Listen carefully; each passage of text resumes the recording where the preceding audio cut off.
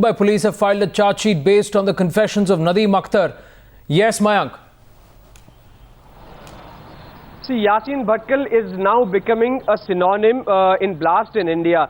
If you see Pune blast, if you see German bakery blast, his involvement was pretty clear. ATS has already filed a charge sheet in those particular cases. And now the agencies believe that Yasin Bhatkal is the brain behind Hyderabad blast as well. If you see this confession is of Nadeem Akhtar Sheikh, who was arrested in 2011 Mumbai blast. He has narrated, rather revealed step by step how Yasin Bhatkal is involved in terror activities in India, right from indoctrinating people, right from recruiting men for terror activities in India, to sending them across the border to Pakistan for training, arranging funds and lots of things. Nadeem Akhtar has already made it clear that Yasin Bhatkal also plants bomb himself.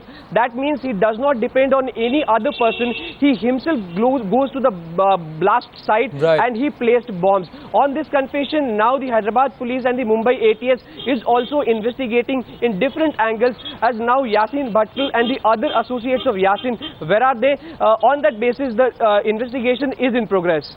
Well, thanks for that, Mayank. Nikunj Garg also joining us on this story. Nikunj, this man, every time the authorities get close to him, he's giving them the slip. Many believed he had escaped and skipped India, but he is here very much on our soil and plotting these terror strikes.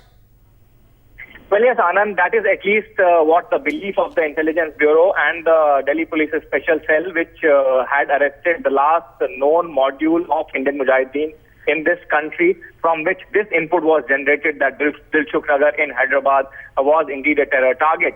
And they also say that the emails that they had recovered during that process, the emails that were being used to communicate between Yasin Bhatkal and his brother Riaz in Pakistan, and the individuals who were arrested from Pul Prahatpur area of New Delhi during the raids by the special cell.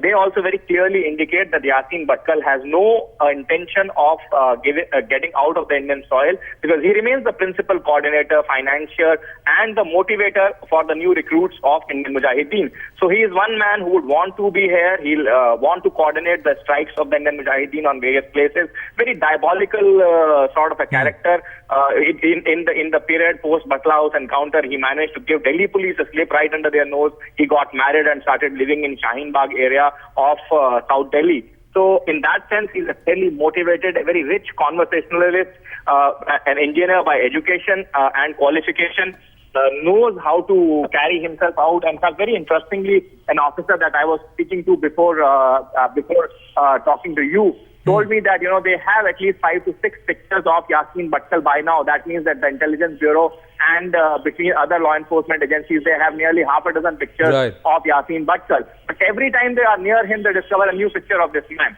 So he's quite an expert operator in that sense. Right, Nikunj. Thanks for that, Nikunj.